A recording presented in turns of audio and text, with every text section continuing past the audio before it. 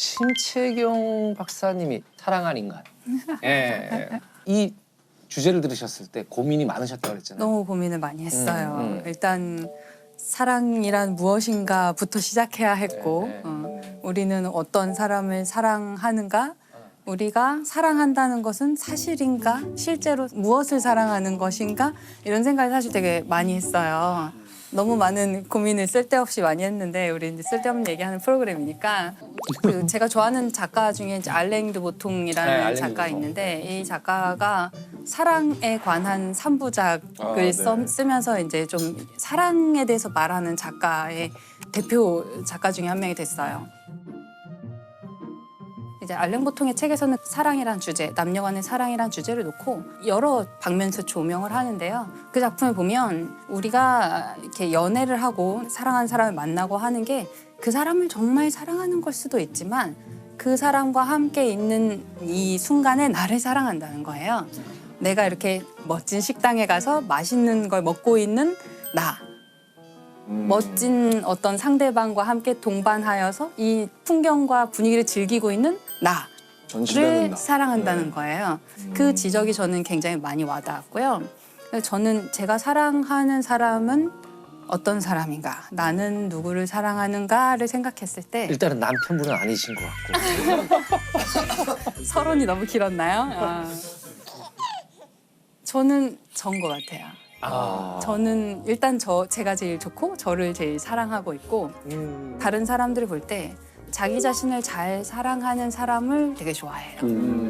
그렇죠. 자기 자신을 잘 사랑하고 있다는 거는 자기 자신의 모든 면을 잘 받아들이고 있고 네. 자기 자신에 대해서 잘 파악하고 있고 그런 사람이라고 생각을 해요.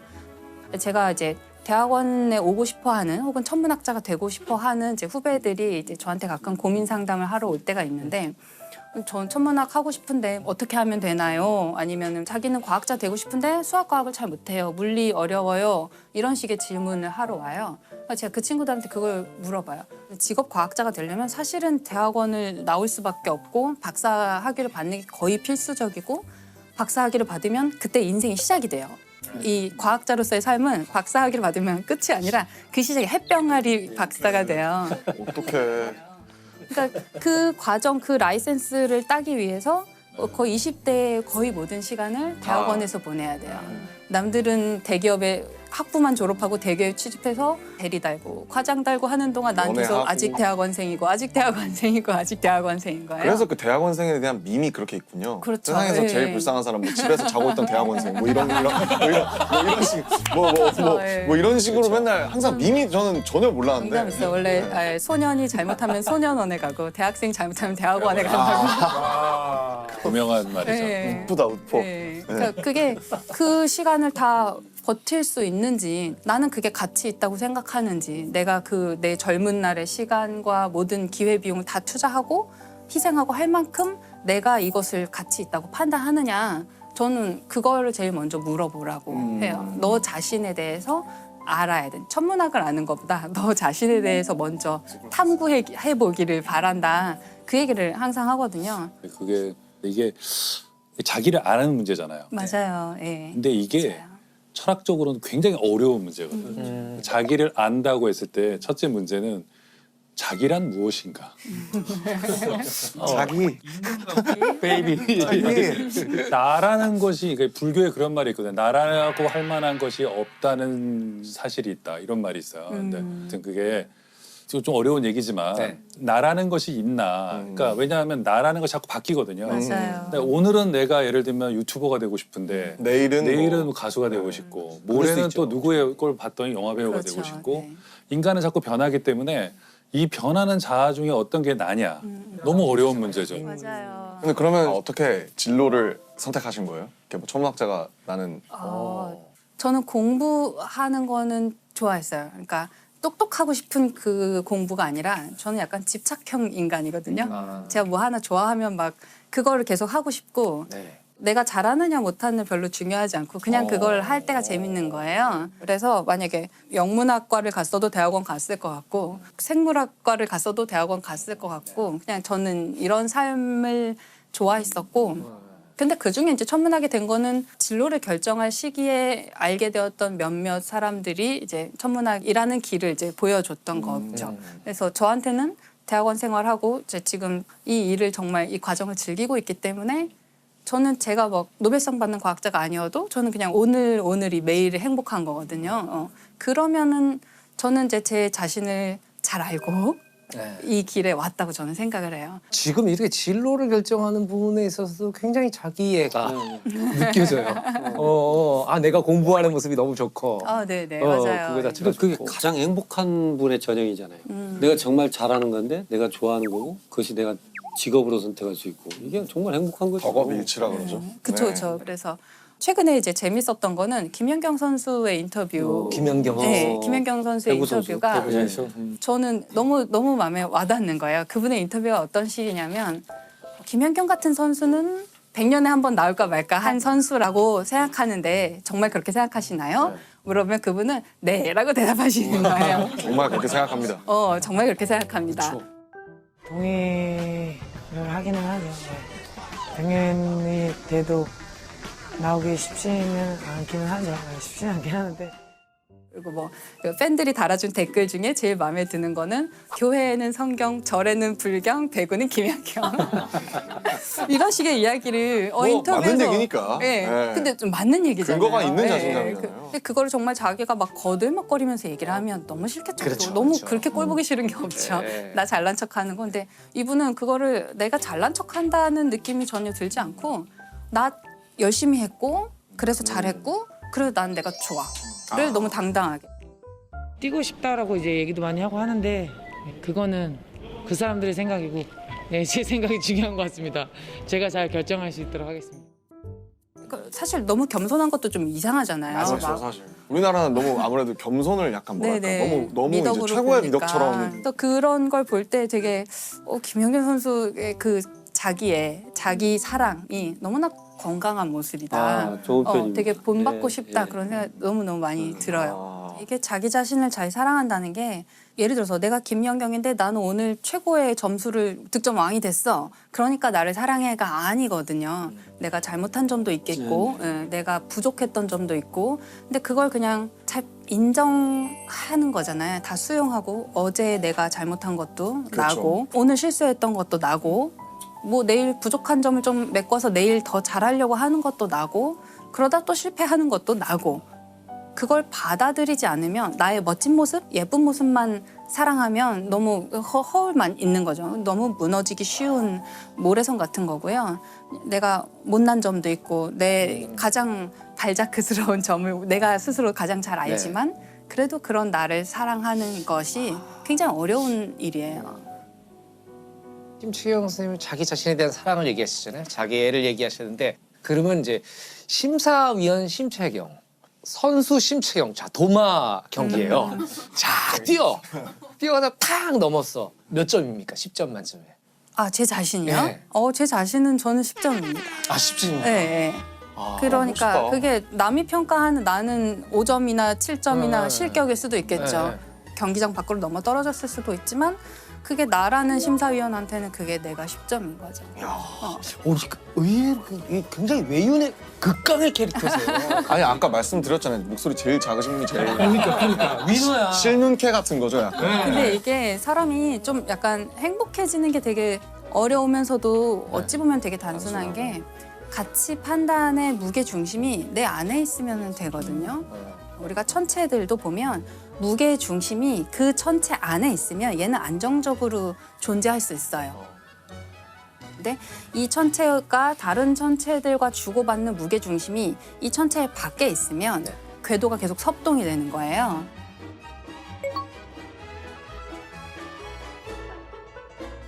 저는 가치 판단의 기준도 그게 자기 안에 있을 때 좀 더 안정적으로 살 수 있는 것 같아요. 그래서 좋아요를 눌러준 사람이 별로 없더라도 괜찮고. 그렇죠.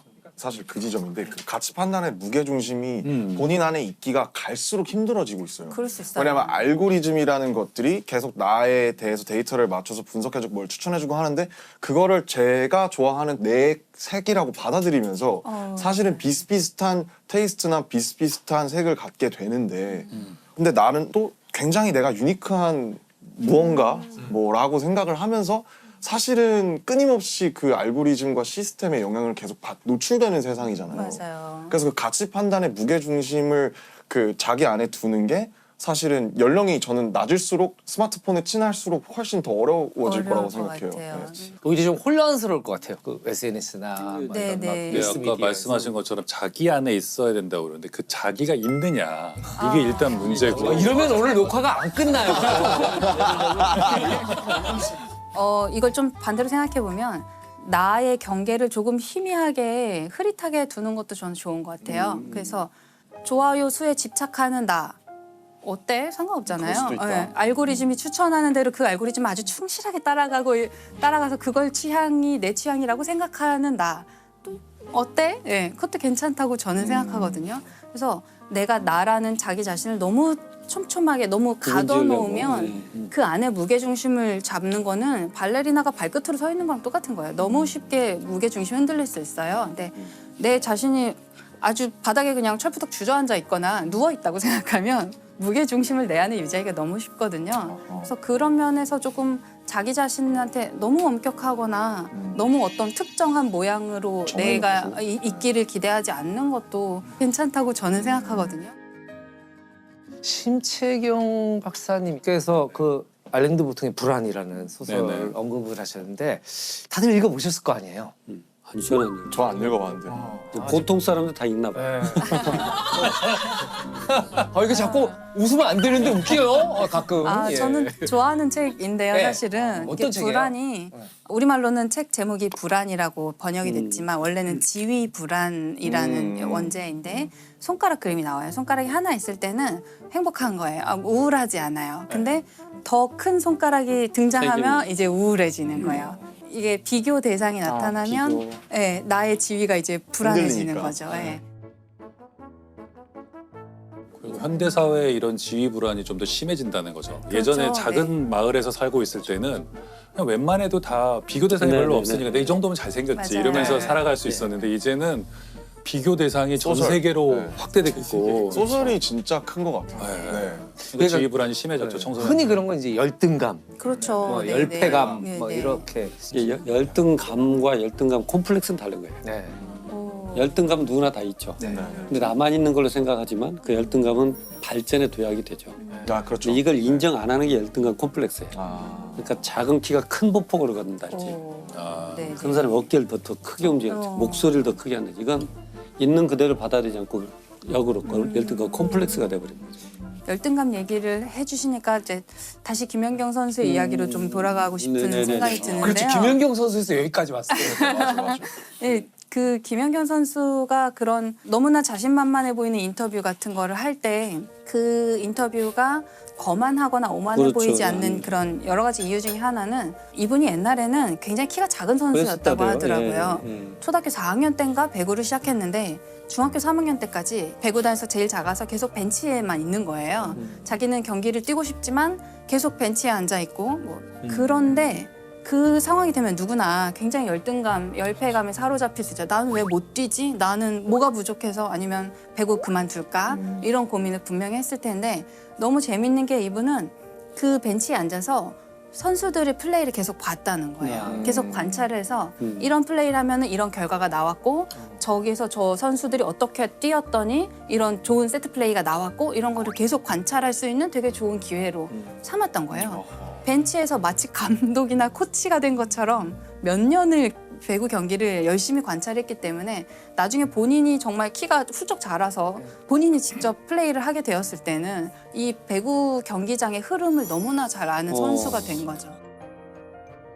그럼 박사님은 뭔가 그렇게 그 김연경 선수님의 작았던 키처럼 뭔가 이렇게 벽 앞에 막혔다라고 느꼈을 때 어떻게 극복하셨는지 그런 케이스가 오. 있으신지. 벤치에 앉아 있었던 경우. 그렇죠. 저는 대학에 처음 들어왔을 때가 좀 어려운 시기였어요. 근데 제가 망원경을 직접 본 적이 한 번도 없는 상태였어요. 저는 아. 그냥 과에는 뭐 중학교 때부터 자기가 렌즈를 직접 깎아서 망원경을 만들어 본 장인이 사람. 있어, 장인이. 네. 갈릴레오 주례도 아니고 전문학자 하기 힘들다 힘들어. 네, 아주 어릴 때부터 관측을 많이 해본 사람 집에 굉장히 큰 경통의 망원경이 있는 사람들이 많은 거예요. 그리고 제가 잘 모르는 별자리 신화 이야기를 막 끝도 없이 나오는 거예요. 그럴 주눅 때 들었겠다. 엄청. 완전히 주눅 네. 들죠. 완전히 주눅 들고 나는 별자리도 모르는데 학교에서는 별자리 가르쳐주지 않아요. 그러면 저는 계속 교양이 없는 상태로 교양이 없는 인간이 되는 거예요.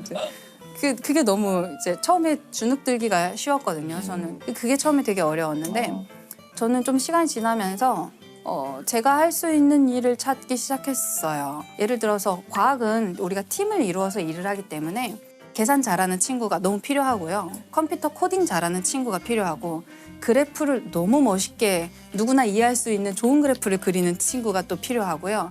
또 뭐 펀드가 필요하니까 과제 예산을 잘 따오는 어떤 다른 동료나 선배가 필요하고 그 모든 사람들이 팀을 이뤄서 일해요. 그중에 제가 할 수 있는 역할을 이제 찾는 거죠. 네. 그게 뭐였어요? 그렇게 하면 돈을 따오는 일? 돈을 따오려면 아직 좀 더 거물이 돼야 예. 되고 예. 쉽지 않구나 그거. 네, 저는 뭐 저는 왜 그래프 그리는 것도 그래프 예, 그리는, 코딩하는 예. 것도 코딩, 좋아하고 네. 그런 면에서 또 저는 꾸준히 가만히 앉아서 계속 그 자리에 앉아 있는 걸 잘해요. 사실은 그건 저것도 재능이라고 생각해요. 저는. 재능이에요. 네. 쉽게 질리는 사람도 있는데 너가 열심히 하다가 다 못하겠으면 나한테 주고 가. 너 가. 그럼 내가 앉아서 나머지 하고 있을게. 오케이. 어, 그러면 이제 다음날 그 친구가 와서 또 잘하는 거예요. 그래서 저는 운이 좋게도 과학은 팀을 이루어서 일을 하니까 저도 어딘가에 톱니바퀴가 맞는 데가 있는 거예요. 잘 찾아 들어가면. 제가 욕심을 막 부려서 저라는 퍼즐이 안 맞는 엉뚱한 곳에 가서 저를 막 끼워 넣으려고 하면 너무 괴로운데 그냥 그 순간에 그 팀에서 내가 할 수 있는 일을 계속 찾는 거죠. 그러면은 그럭저럭 지낼만 해요. 그럭저럭 행복할 수 있고 그럭저럭 실패하지 않을 수 있어요. 아, 그건 매일매일 좋다. 조금씩.